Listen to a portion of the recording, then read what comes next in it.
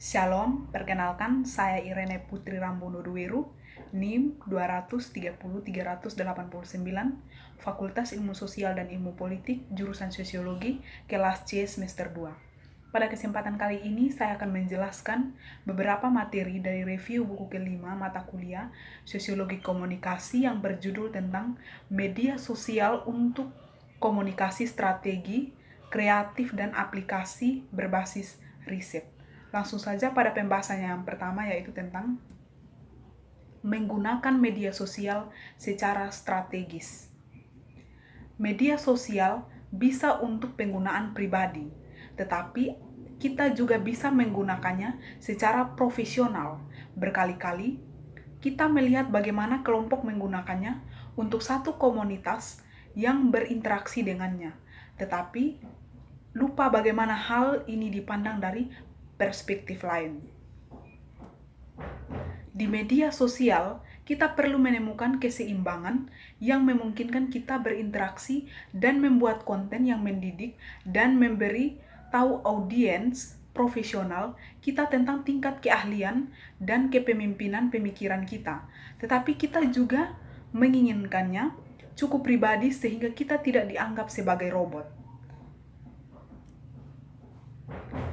Sebagai platform, memiliki tujuan keseluruhan yang berbeda, serta faktor kepercayaan, baik itu untuk mendapatkan berita, membuat konten pribadi, terlibat dalam layanan pelanggan, berbagi pengalaman negatif, atau menanggapi krisis, berbagi dan membuat cerita, atau memulai ajakan bertindak untuk mendorong penjualan, memperkuat reputasi, dan membangun komunitas mapan. Pembahasan yang berikut tentang hubungan. Mengidentifikasi keadaan hubungan saat ini antara pengguna di platform media sosial sangat penting pada awalnya. Sampai sekarang pun begitu sangat penting. Beberapa pengguna akan menjadi penggemar terbesar kita dan ingin berada di setiap platform yang kita gunakan. Namun, beberapa pengguna mungkin saja ingin berada di satu saluran dengan kita berdasarkan suara merek. Ini harus ditentukan dan dipikirkan keluar dengan hati-hati untuk memastikan kita menggunakan waktu, sumber daya, dan keterlibatan yang diperlukan untuk itu membina hubungan ini seproaktif mungkin. Saat berada di media sosial, kita menginginkan file strategi di tempat mengapa kita memiliki kehadiran di setiap platform. Pembahasan yang ketiga tentang kepribadian. Menentukan platform yang kita rasakan paling baik menemukan suatu pribadi untuk bisnis, organisasi, dan bahkan kita memiliki merek individu. Sesuatu yang perlu dipertimbangkan dan diingat. Platform tertentu akan terlebih alami bagi kita, tetapi cobalah untuk memanfaatkan setiap platform secara konsisten untuk menghadirkan merek yang komprehensif di seluruh papan. Semua orang ingin kekuatan untuk menunjukkan siapa mereka dan mengapa mereka unik.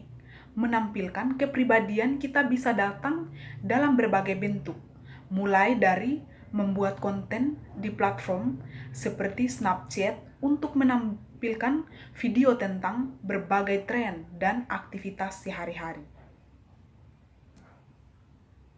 Pembahasan yang berikut tentang inovasi. Pengguna ingin menjadi bagian dari platform yang terus meningkatkan standar untuk platform media sosial. Menanggapi audiens dan saran pengguna adalah fokus lain yang harus diperhatikan platform ini. Orang-orang telah memperhatikan bahwa Facebook telah menyalin banyak fitur barunya dari platform lain seperti Snapchat.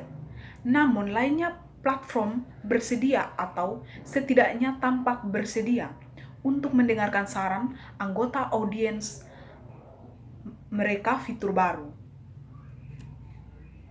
Pembahasan yang berikut tentang analitik. Data tentu saja akan menjadi teman kita saat berhubungan dengan konten dan audiens di media sosial tergantung pada platform yang dimaksud. kita dapat menentukan waktu, frekuensi, tanggapan, dan tampilan yang akan kita dapatkan. Data dan wawasan ini akan membantu kita menentukan waktu yang dapat untuk memposting konten dan membagikan video dan bahkan beberapa lama tanggapan yang diharapkan orang dari komentar pelanggan di media sosial. Pembahasan yang berikut tentang bekerja di media sosial. Bekerja di media sosial bisa sangat mengasihkan, namun menuntut dan perannya terus berubah secepat platformnya. Neil dan Moody pada tahun 2015 mengeksplorasi perubahan dan tugas yang terjadi untuk media sosial. Ahli strategi dan membahas berbagai tugas, pengalaman, dan harapan yang dihadapi para profesional ini, peran mereka.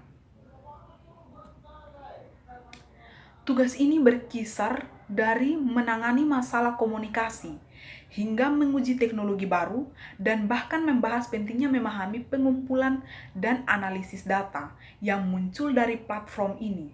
Namun, salah satu area diskusi yang berkembang tentang bekerja di media sosial adalah apakah kita perlu memikirkannya atau tidak prinsip dan praktik yang sama untuk penggunaan pribadi kita seperti penggunaan profesional kita, yang mana Moreno, Navarro, Tin, dan Zerves pada tahun 2015 dibahas dalam penelitian mereka.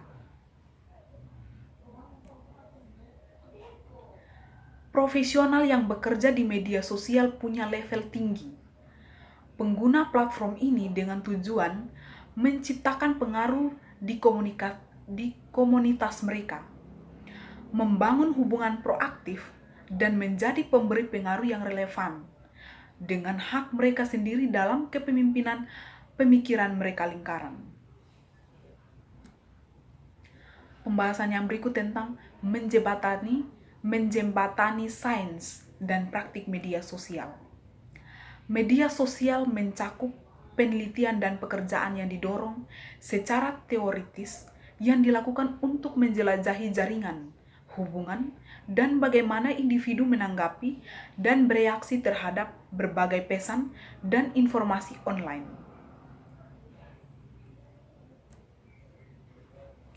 Memahami dasar mengapa orang berperilaku, berbagai cerita dan konten, dan berbagi informasi secara publik dan pribadi, memberi para profesional media sosial pandangan yang baik tentang mengapa hal-hal tertentu terjadi tanpa menciptakan kembali roda. Di sisi lain, mengeksplorasi kemungkinan kreatif untuk mengubah wawasan ini menjadi langkah dan strategi yang dapat ditindaklanjuti juga penting.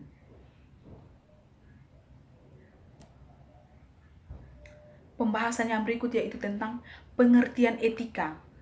Etika adalah seperangkat pedoman dan prinsip moral yang mempengaruhi perilaku dan interaksi kita.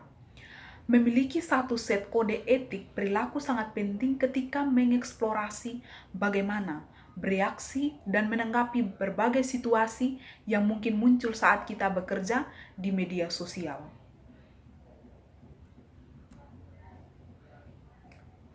Pembahasan yang berikut tentang kebijakan media sosial.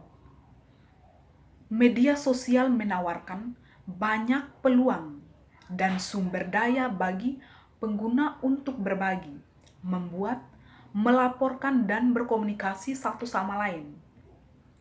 Dengan setiap kesempatan, datang tantangan unik yang selalu harus ditangani sebagai tambahan meramalkan insiden etika dan hukum di masa depan yang dapat memengaruhi praktik media sosial.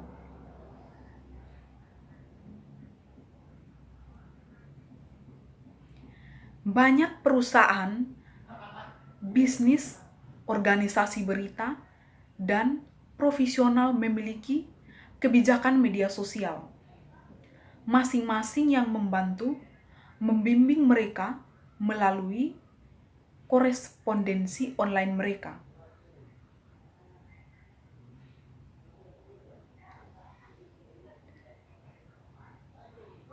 Banyak perusahaan bisnis, organisasi berita, dan profesional memiliki kebijakan media sosial masing-masing yang membantu membimbing mereka melalui korespondensi online mereka. Demikian penjelasan saya. Terima kasih.